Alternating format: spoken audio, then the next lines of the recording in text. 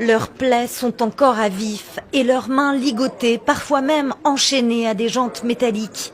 Ici, à Kaduna, ces enfants sortent tout juste de l'enfer. Une école coranique transformée en maison de l'horreur. Ce sont de jeunes enfants dont certains viennent de pays voisins comme le Burkina Faso, le Mali, le Ghana. Certains de ces enfants rassemblés ici étaient enchaînés.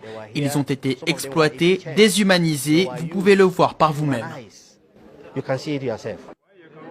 300 enfants retrouvés ici, affamés, mutilés et pour certains même violés.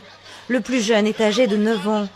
Une école ouverte depuis 10 ans dont la vocation est l'apprentissage du Coran et de remettre ses élèves dans le droit chemin. Un centre de redressement pour les jeunes avec à l'intérieur une chambre de torture.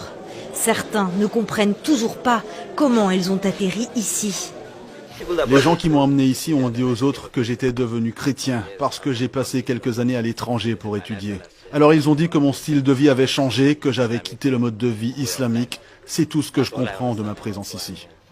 Complices ou victimes, ce sont les familles qui placent leurs enfants dans ce type d'établissement. Ici, ils ne pouvaient voir leurs proches qu'une fois par trimestre, un instant à l'extérieur du bâtiment. J'ai supplié, supplié. Ils ont dit non, non, vous ne pouvez pas voir ces enfants avant 3 mois. J'ai dit d'accord, prenez cette miche de pain et apportez-la leur. Ce sont des voisins qui ont donné l'alerte. Après plusieurs plaintes, un raid policier a été lancé. Le propriétaire de l'école a été arrêté, ainsi que ses 6 assistants.